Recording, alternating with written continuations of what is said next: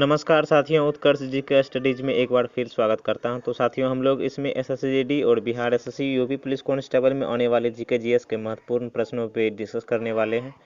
तो अंत तक जरूर देखना। इसमें हम 50 प्रश्न डिस्कस करेंगे। तो बढ़ते हैं प्रश्नों की ओर। और पहला प्रश्न है, किस दल ने 2 वर्षों के समय में 2 प्रधानमंत्री दिए? किस दल ने? तो सही जवाब होगा इसका सही जवाब होगा इसका क्या होगा? जनता पार्टी ने। जनता पार्टी ने जो है कि एक समय में 2 प्रधानमंत्री दिए हैं। तो ऑप्शन नंबर जनता पार्टी होगा। और अगला प्रश्न जो होगा वो है, क्वेश्चन नंबर 2 है, वर्ष 1975 से 1977 के बीच आपातकाल के दौरान भारत के प्रधानमंत्री कौन कौन थे? एक आपातकाल का समय था 1975 से 77। तो उनके बीच जो प्रधानमंत्री बने उसका नाम क्या है? सही जवाब होगा इंदिरा गांधी। कौन बनी थी? इंदिरा गांधी बनी थी। ये एसएससी 2019 में सवाल पूछा गया है। और अगला प्रश्न है, लोकसभा के अधिनियमों के अंतर्गत सदन का नेता का अर्थ डैश से है यदि वह लोकसभा का सदस्य हो? तो क्या होगा इसका सही जवाब? क्या होगा? प्रधानमंत्री। लोकसभा के अधिनियमों के अंतर्गत सदन का नेता वही होगा जो लोकसभा का सदस्य हो, मतलब वो प्रधानमंत्री होता है।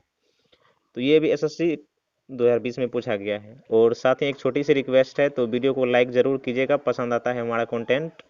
तो बढ़ते हैं प्रश्नों की ओर। प्रधानमंत्री पद से पद त्याग करने वाले प्रथम व्यक्ति, प्रधानमंत्री पद से त्याग देने वाले प्रथम प्रधानमंत्री, तो वो कौन थे? मोरारजी देसाई थे। कौन थे? मोरारजी देसाई। और अगला प्रश्न है, भारत के प्रथम सिख प्रधानमंत्री कौन थे? तो वो थे डॉक्टर मनमोहन सिंह। भारत के प्रथम सिख प्रधानमंत्री कौन थे? मनमोहन सिंह थे। और अगला प्रश्न है, नियुक्ति के समय निम्न में से कौन प्रधानमंत्री संसद के किसी भी सदन का सदस्य नहीं था? नियुक्ति के समय में कौन सा ऐसा प्रधानमंत्री हुआ जो संसद के किसी भी सदन का सदस्य नहीं था? तो वो कौन प्रधानमंत्री थे? पीवी नरसिम्हा राव। कौन थे? पीवी नरसिम्हा राव। और अगला प्रश्न है, प्रधानमंत्री का पद ग्रहण करने के समय विधानसभा का सदस्य था? प्रधानमंत्री का पद ग्रहण करने के समय विधानसभा का सदस्य कौन था जो ऐसे प्रधानमंत्री है? तो वे कौन थे? एच.डी. देवगौड़ा। कौन थे? एच.डी. देवगौड़ा। और अगला प्रश्न है, इंदिरा गांधी दूसरी अवधि के लिए प्रधानमंत्री बनी, कब से कब तक बनी थी? 1980 से 1984 तक के लिए। और अगला प्रश्न है हमारा, जवाहरलाल नेहरू के निधन के पश्चात किसने प्रधानमंत्री पद ग्रहण किया? जवाहरलाल नेहरू के बाद प्रधानमंत्री कौन बने थे? तो वो बने थे गुलजारीलाल नंदा। और अगला प्रश्न है, वह प्रथम प्रधानमंत्री कौन थे जिन्होंने संसद सत्र में उपस्थित हुए बिना ही त्यागपत्र दे दिया? तो वो कौन थे? चौधरी चरण सिंह। कौन थे वो? चौधरी चरण सिंह। और ये सवाल एसएससी 2015 में पूछा गया है। और अगला प्रश्न है, सामूहिक रूप से मंत्रिपरिषद किसके प्रति उत्तरदायी होता है? मंत्रिपरिषद सामूहिक रूप से किसके प्रति उत्तरदायी होता है? तो लोकसभा में। ये वीवीआई प्रश्न है, ये कई बार पूछा जा चुका है, आप देख सकते हैं।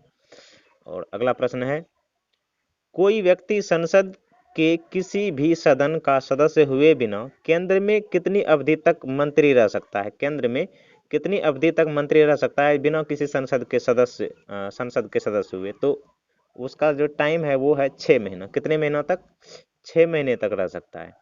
और अगला प्रश्न है, संघीय मंत्रिपरिषद के मंत्री उत्तरदायी होते हैं। संघीय मंत्रिपरिषद के मंत्री किसके प्रति उत्तरदायी होते हैं? तो वो केवल लोकसभा के प्रति उत्तरदायी होता है। किसके प्रति? केवल लोकसभा के प्रति। और अगला प्रश्न है, संसद के 2 क्षेत्रों के बीच अधिकतम कितना अंतराल दिया जाता है? संसद के 2 क्षेत्रों के बीच अधिकतम कितना अंतराल होता है? तो वो होता है 6 महीने का अंतराल। और अगला प्रश्न है, निम्नलिखित में से कौन संसद का अनियन्य भाग नहीं है? अनियन्य भाग नहीं है, तो वो है राज्यसभा। और अगला प्रश्न है हमारा, एक वर्ष में कम से कम कितनी बार संसद की बैठक होना आवश्यक है? तो एक बार में संसद की कितनी बैठक होना आवश्यक है? तो 2 बार आवश्यक है। और अगला प्रश्न है हमारा, यदि किसी सामान्य विधेयक पर राज्यसभा और लोकसभा के बीच गतिरोध आता है तो उसका समाधान कौन करेगा? तो उसका समाधान होता है संसद का संयुक्त सत्र जो होता है, संयुक्त बैठक जो होता है, उसी में गतिरोध को समाधान किया जाता है। इसलिए संसद में संयुक्त बैठक का प्रावधान है। और अगला प्रश्न है, अस्थायी संसद भारत में कब तक अस्तित्व में रही? तो कब तक रही थी? 17 अप्रैल 1952 तक। कब तक? 17 अप्रैल 1952 तक, जब तक कि आम चुनाव नहीं हो गया था।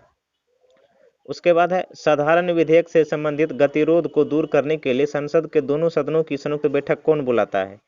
दोनों सदनों की यदि किसी विधेयक को लेकर के राज्यसभा और लोकसभा के बीच गतिरोध होता है तो संयुक्त बैठक कौन बुलाता है? तो राष्ट्रपति बुलाता है। तो राष्ट्रपति यहाँ पे सही जवाब है।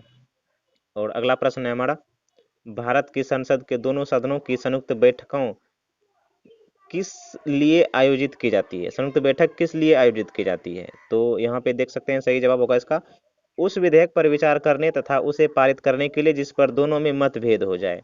जब दोनों में मतभेद होता है तो तभी उस समय संयुक्त बैठक बुलाया जाता है। और अगला प्रश्न है, भारतीय नागरिकता नहीं प्राप्त की जा सकती है। तो कहाँ पे? भारतीय बैंक में धन जमा करके, भारतीय बैंक में धन जमा करके जो है कि नागरिकता आप प्राप्त नहीं कर सकते हैं। और अगला प्रश्न है,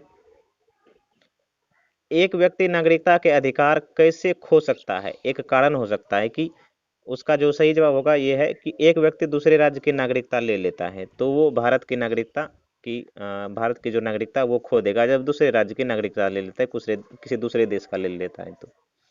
और अगला प्रश्न है, भारतीय संविधान का कौन सा अनुच्छेद राज्य सरकारों को ग्राम पंचायत के गठन का निर्देश देता है? तो वो कौन सा आर्टिकल है? वो आर्टिकल है 40। और अगला प्रश्न है, संविधान के अनुच्छेद 1 में भारत को क्या कहा गया है? तो वो भारत को कहा गया है राज्यों का संघ, यूनियन ऑफ स्टेट्स। और अगला प्रश्न है, भारत का कौन सा अनुच्छेद मंत्रिपरिषद के गठन के बारे में आधारभूत नियम निर्धारित करता है? तो सही जवाब होगा इस प्रश्न का अनुच्छेद 75। अनुच्छेद 75 मंत्रिपरिषद के गठन के बारे में चर्चा करता है। और अगला प्रश्न है हमारा, भारतीय संविधान का कौन सा अनुच्छेद नई अखिल भारतीय सेवा की स्थापना का प्रावधान करता है? नई अखिल भारतीय सेवा, तो इसका अनुच्छेद है अनुच्छेद 312। और अगला प्रश्न है, संविधान का कौन सा अनुच्छेद विभिन्न आधारों पर किसी भी भारतीय नागरिक के साथ भेदभाव से संबंधित है? तो वो भेदभाव से निषेध किसमें करता है? तो अनुच्छेद 15 में। और अगला प्रश्न है, संविधान में मंत्रिमंडल शब्द का एक बार प्रयोग हुआ है तो वो किस आर्टिकल में हुआ है? आर्टिकल हुआ है 352 में। और अगला प्रश्न है, नीति निदेशक सिद्धांतों के निम्नलिखित अनुच्छेदों में से कौन सा अंतर्राष्ट्रीय शांति और सुरक्षा के संवर्धन से संबंधित है? तो सुरक्षा के संवर्धन से कौन संबंधित है? आर्टिकल 51। अंतर्राष्ट्रीय शांति और सुरक्षा की जो बात कही गई है वो अनुच्छेद 51 में कही गई है।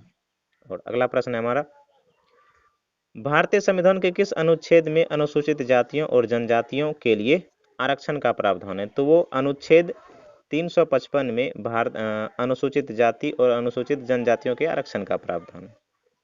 अगला प्रश्न है, संविधान का कौन सा अनुच्छेद भारत के नियंत्रक एवं मौलिका परीक्षक के कर्तव्यों को निर्धारित करता है? उसके कर्तव्यों को निर्धारित करता है तो वो किसमें है? अनुच्छेद 149 में।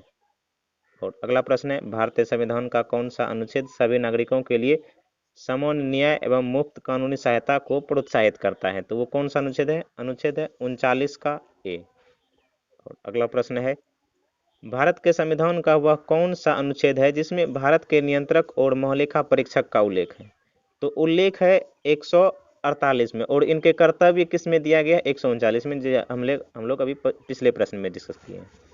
और अगला प्रश्न है, संविधान के किस अनुच्छेद में नए राज्यों के प्रवेश या स्थापना का प्रावधान किया गया? तो अनुच्छेद 2 में। अनुच्छेद 2 में नए राज्यों के प्रवेश या स्थापना की बात कही गई है। और अगला प्रश्न है, किस देश में दोहरी नागरिकता का सिद्धांत स्वीकार किया गया है? तो वो कौन सा देश है? संयुक्त राज्य अमेरिका। और अगला प्रश्न है, भारतीय संविधान में नागरिकता के प्रावधान कब लागू हुए? तो नागरिकता के प्रावधान कब लागू हुए? तो वो 1949 ईस्वी में लागू हुआ। और अगला प्रश्न है हमारा, नागरिकता संशोधन अधिनियम भारत के संविधान के निम्नलिखित में से किस भाग के अंतर्गत आता है? तो वो भाग 2 के अंतर्गत आता है। नागरिकता संशोधन अधिनियम जो है वो भाग 2 में आता है। और अगला प्रश्न है, भारतीय संविधान के अनुच्छेद 74 और 75 किन विषयों पर विचार करता है? तो अनुच्छेद 74 और 75 जो है वो मंत्रिपरिषद की बात करता है उसमें। और अगला हमारा सवाल है, संसदीय तंत्र में निम्नलिखित में से वास्तविक कार्यपालिका कौन है? तो वो कौन है? मंत्रिपरिषद। संसदीय तंत्र में वास्तविक कार्यपालिका कौन होता है? मंत्रिपरिषद होता है। और अगला सवाल है, जो व्यक्ति संसद न हो क्या उसे मंत्री नियुक्त किया जा सकता है? हाँ, पर उसे 6 महीने के भीतर संसद का सदस्य बनना होगा, 6 महीने के अंदर। अगला सवाल है, भारत में स्वतंत्रता के पश्चात प्रथम कानून मंत्री कौन था? कानून मंत्री स्वतंत्रता के बाद कौन था? तो वो था B.R. अम्बेडकर यानी भीमराव अम्बेडकर। और अगला सवाल है, स्वतंत्र भारत के प्रथम प्रतिरक्षा मंत्री कौन थे? तो वो कौन थे? सरदार बलदेव सिंह। कौन थे? स्वतंत्र भारत के जो पहले जो प्रतिरक्षा मंत्री कौन थे? वो बलदेव सिंह थे। और अगला सवाल है, भारत का संविधान भारत को कैसे वर्णित करता है? तो वो क्या है? एक राज्यों का संघ है, यूनियन ऑफ स्टेट्स है। और अगला सवाल है, 500 से अधिक देशी रियासतों के भारत में विलय के लिए कौन उत्तरदायी था? तो वो था सरदार वल्लभ भाई पटेल। अगला सवाल है हमारा, प्रथम भाषाई राज्य किसे बनाया गया था? भारत का प्रथम भाषा राज्य कौन बना था? तो वो इसका सही जवाब होगा आंध्र प्रदेश। आंध्र प्रदेश भारत का प्रथम भाषाई राज्य बना था। और अगला सवाल है, 1956 के राज्य पुनर्गठन अधिनियम द्वारा कितने राज्य और संघीय क्षेत्रों की स्थापना की गई? तो कितने की गई थी? 14 राज्य और 6 संघीय क्षेत्रों की स्थापना की गई थी सबसे पहले शुरू में। और अगला सवाल है हमारा, निम्नलिखित में से किस केंद्र शासित प्रदेश को आंशिक राज्य का दर्जा दिया गया है? आंशिक राज्य का, तो वो पुडुचेरी को दिया गया है। और ये एसएससी 2019 में पूछा गया है।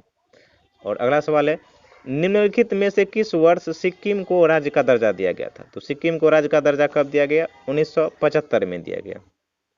और हमारा अगला सवाल है, संवैधानिक प्रावधानों के अनुसार राज्यों की सीमाओं को बदलने के लिए डैश की सहमति की आवश्यकता है। मतलब यदि किसी राज्य की सीमाओं में किसी तरह का बदलाव किया जाता है तो उसमें संबंधित उस राज्य की अनुमति की आवश्यकता नहीं है, सहमति की आवश्यकता नहीं है। तो ये यहाँ पे सवाल था।